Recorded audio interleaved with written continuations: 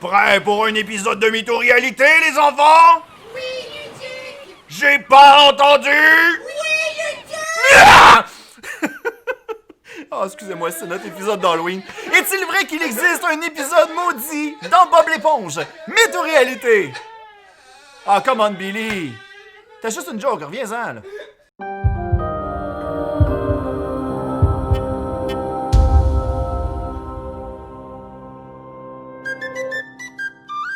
Je crois que nous n'avons pas besoin d'introduire cette petite mascotte qui se nomme Bob l'éponge et qui a vu le jour en 1999.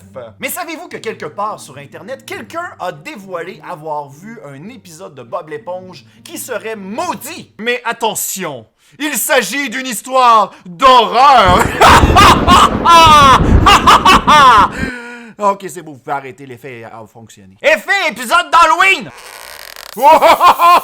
Pourquoi ça tire d'un seul bord? L'histoire que je vais vous raconter aujourd'hui provient d'un internaute qui a publié en avril 2010 une histoire qui se serait passée durant son stage dans les studios Nickelodeon en 2005. Hein? Est-ce que le stage était rémunéré? Non! Mais cette histoire me glace le sang! La personne qui a écrit ce récit raconta que son stage lui permettait de voir les épisodes de l'éponge carrée en primeur en compagnie de l'animateur en chef ainsi que 2 stagiaires. Pendant le mandat, ils reçurent une cassette intitulée « Le suicide de Carlos ». D'après le texte, il arrivait parfois que des cassettes arrivaient avec des titres qui étaient principalement des gags venant des animateurs. Donc, lorsqu'ils ont vu cette cassette, ils se sont automatiquement dit « Wow, mais quel bon gag! Ça fait pas pantoute creepy! Bon, je crois qu'il est temps d'écouter l'épisode. Scène 1.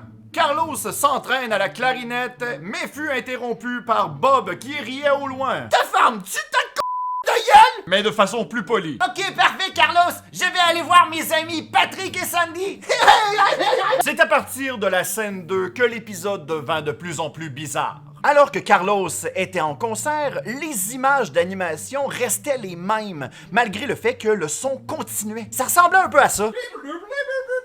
La foule se mit à huer le calamar, ce qui fit automatiquement arrêter la musique. Bouh! Ton concert a des animations pourries! Carlos est en panique, mais de retour à la foule, on remarque que maintenant, chaque spectateur a des yeux humanoïdes rouges, comme si on les avait ajoutés en post-production. Allô? C'est l'Halloween, on veut des bonbons! Scène 3, Carlos retourne chez lui et s'assoit sur son lit, totalement déprimé. La scène dura 30 secondes et aucun son ne sortit de cette scène. Hey, c'est long, 30 secondes. Et c'est alors que Carlos fondit en larmes, alors que la caméra fit un zoom lentement. Ses pleurs devenaient de plus en plus forts.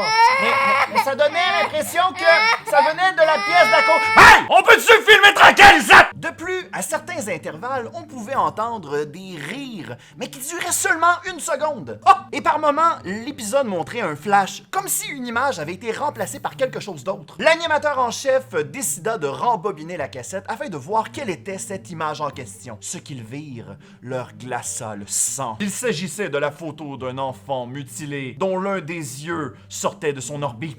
Bon, il y a d'autres détails à dire par rapport à l'histoire, mais vu que c'est un show familial et qu'il y a quand même des familles qui m'écrivent pour me dire « Bravo pour ton show, Luduc! On écoute ton émission en famille! » Eh bien, je vais m'en tenir là pour les détails. Hein, j'ai pas envie qu'un parent m'écrive une lettre de menace pour me dire qu'un de ses enfants crie à chaque fois qu'il entend la toune de Bob l'éponge. Maman!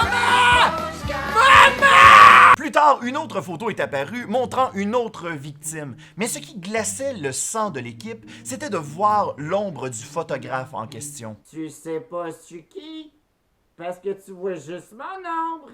Tihihi! L'une des stagiaires quitta la pièce, écœurée d'avoir vu les photos des victimes. Malgré l'horrible découverte, l'équipe a quand même décidé de continuer l'épisode. Mais à ce stade, Carlos pleurait des larmes de sang hyper réalistes. Finalement, Carlos arrêta de pleurer. Mais il se mit à regarder la caméra, avec des yeux rouges ardents.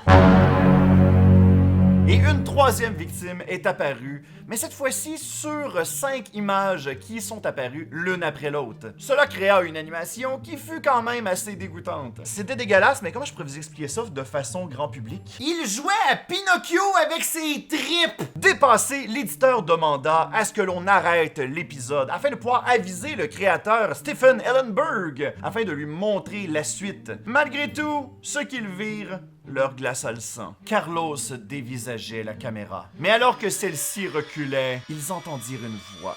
Do it. Do it. Do it. You can do it! Just do it! Carlos sortit une arme qu'il se mit dans la bouche et tira sur la détente. Prout. Fin de l'épisode. C'était tout un épisode, ça?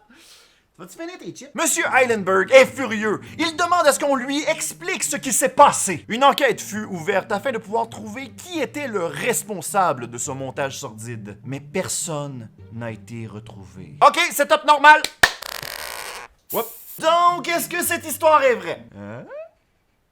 Non. Selon le site Know Your Memes, en février 2013, une personne sur Reddit aurait déclaré être le concepteur de cette fameuse creepypasta. Il était heureux de voir que son histoire avait fait le tour du web, ayant marqué l'imaginaire des gens et ainsi créé la terreur de certains autres. Mais il avoua que toute cette histoire, ce n'était qu'une creepypasta, mais inspiré de d'autres creepypastas. L'auteur aurait tellement eu de plaisir à lire des creepypastas tels que Suicide Mouse ainsi que Dead Bart qu'il a décidé de faire sa propre histoire, mais inspiré de l'image de Bob l'éponge. Ok, fait que Red Miss Squidward, c'est le Gad Elmaleh des creepypastas. Nice! Mais heureusement pour l'auteur, cette histoire figure parmi les légendes urbaines les plus effrayantes de l'Internet. Et avec la popularité de cette histoire, le Red Miss Squidward est finalement apparu dans un épisode de Bob l'éponge en 2019.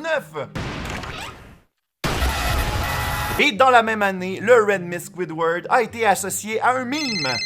Oh. Allô?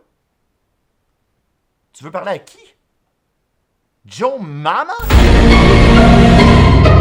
Donc, en résumé, non, Carlos ne s'est pas suicidé dans un épisode de Bob l'éponge, mais par contre, il apparaît plus tard dans un autre épisode qui est réellement dans Bob l'éponge. Et finalement, il s'est transformé en meme. C'est assez spécial. Cette histoire est donc fausse! Bon, une bonne chose de faite. Excusez-moi, c'est parce que j'ai un grand rendez-vous important à faire. Je suis désolé. Merci à tout le monde d'avoir écouté ce nouvel épisode d'Halloween de Mytho-Réalité. Merci beaucoup au studio Dontess d'avoir fourni le local et la machine à boucan. C'est malade, je vois plus rien. Donc, si jamais t'as aimé la vidéo, n'hésite pas à t'abonner directement sur ma chaîne. Et on a un autre épisode qui s'en vient. Sérieusement, ça va être malade. Puis maudit qu'il n'y aura plus de boucan.